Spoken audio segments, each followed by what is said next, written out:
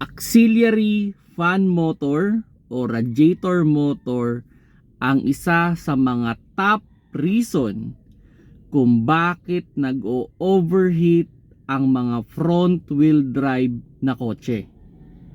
Hello mga paps, I'm Kuya Shane at ito yung isang example ng auxiliary fan motor o yung tinatawag nga ng iba na radiator motor. Ito yung motor na nakakabit sa ating radiator para lumamig yung coolant o yung ating makina. At isa rin to sa mga top reason kung bakit nag-o-overheat ang ating mga sasakyan.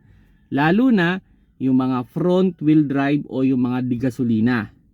Now, ano ba yung common reason kung bakit nasisira yung auxiliary fan motor? Well, normally naman wear and tear talaga.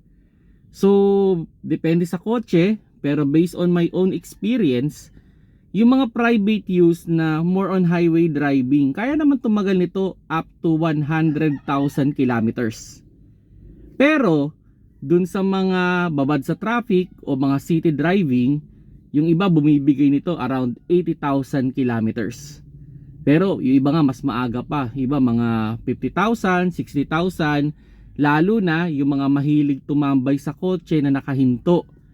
Yan, mabilis masisira talaga to. Kasi nga, ang pinakatrabaho nito ay palamigin naman talaga yung ating makina at para hindi siya mag-overheat. Yun nga lang, dahil sa wear and tear, katagalan, nasisira talaga. Pwede namang mapabilis din ang pagkasira na to kung sakaling dinaan nyo sa baha, pinasok ng tubig, ayan, mabilis talaga masisira to. Dalawa yung common reason kung bakit nasisira to eh. Number one is yung kanyang bearing. So kumakalog yung bearing, nasisira, so yun, kaya bumibigay siya. Minsan dahil sa nabasa rin. Yan ang isa sa mga issue niyan. Mapapansin niyo pag sira yan, maingay yung fan tapos kumakalog. Pag ganun, palitan niyo na. Kasi pag hindi niyo pinalitan yan, pwedeng uminit, baka pati yung fan blade madamay, another gastos yun. So, kung sakaling nakita niyo nagwiwiggle na siya, palitan niyo na agad. Kasi mag-iinit yun, ang tendency nun, pati yung blade masisira. Ang mahal ng blade. Halimbawa may kotse nga ako halos nasa 1,500 blade pa lang aside dito. 'Di ba? Kaya pag napansin niyo kumakalog, palitan niyo na agad. Then pangalawang reason o isa sa pinaka common reason ng wear and tear talaga nito is yung kanyang carbon brush. Yan, kumbaga nauubos din talaga 'yun. Yan. So pinapalitan lang naman. Pero ito suggestion ko sa inyo, no. Pag kayo ay magpapalit ng ganito, siguraduhin ninyo na yung talagang perfectly fit sa inyong kotse. Kasi minsan, ito may mga napag-aabutan kung saan-saan at kung ano lang yung available, imo-modified, huwag yung gagawin yun. Bakit? Kasi pag minodified yan, binutasan or kinalkal na yan, ang tendency nun, pag ibabalik nyo na sa original na parts, ang hirap na o hindi na maibalik kasi nga, sinira na.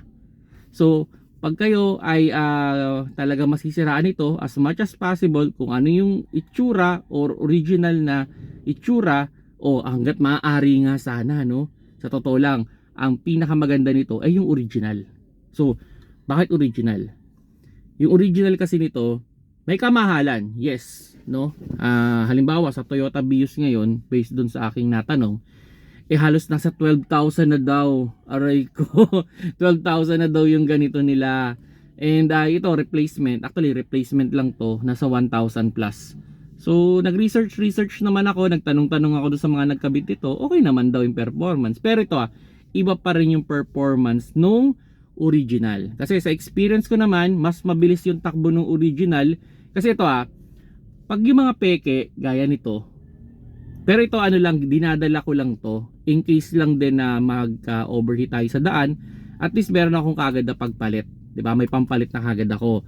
Pero yun nga, based on my own experience, yung mga peke kasi may possibility. Hindi lahat may mga okay din naman na sabihin natin mga copycat, no?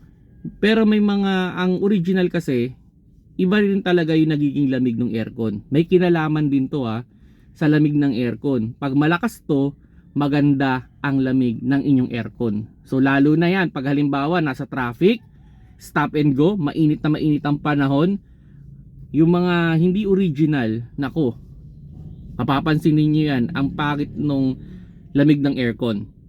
Iba yung lamig ng original. Okay, may kinalaman to sa lamig. Kaya hanggat maaari, ito advice ko sa inyo, sa mga nagkokotse dyan, lalo na kung nasa 50,000 mark na kayo.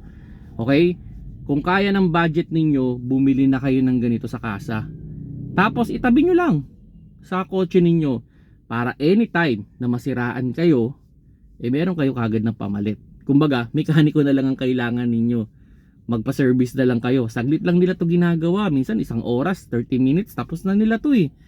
Pero, kung medyo mataas yung standard ninyo, kung umabot na kayo ng mga 80,000 kilometers at more on city driving ang kotse ninyo, ay advice, palitan nyo na rin to. Panigurado lang. Tapos yung syempre yung pinagpalitan, itabi nyo lang sa kotse. Plastic nyo lang na maayos, alinisin ninyo, plastic ninyo, para in case din, no? Kasi di naman natin masasabi, yun nga, unpredictable kung kailan to nasisira. Okay? Sa wear and tear, yun nga, sabi ko, abot to ng 80 to 100,000 kilometers. Pero hindi natin masabi kung pwedeng mas maaga doon. So itabi nyo lang para kung sakali mang mag-overheat, nagka-problema kayo sa ganito, edi mariresolve nyo kagad yung problema. Meron kayong naka-spare na pyesa. Kasi ito pag ang kotse kasi tinakbo natin ng overheat, lalo na kung sira ito, nako, mas malaki ang gagastusin ninyo compare dun sa hindi nyo tinakbo, pinalitan nyo na lang ng ganito. Kasi ito idea lang para sa mga new car owner dyan. Ano ba yung sign na pasira na to? Well, yun, sa physical, kumakalog-kalog. Yan. Pag umaandar to, kumakalog. Then, ang ginagawa dyan, halimbawa, mahina na yung takbo. Yun. Pwede rin humina yung takbo nito, bumagal.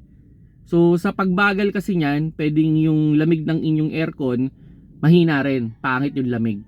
So, ang ginagawa naman dyan, para malaman din kung carbon brush yung problema, ito, tinutuktok siya ng wrench. Parang tinatap, parang ka nagtitiktik ng kalawang.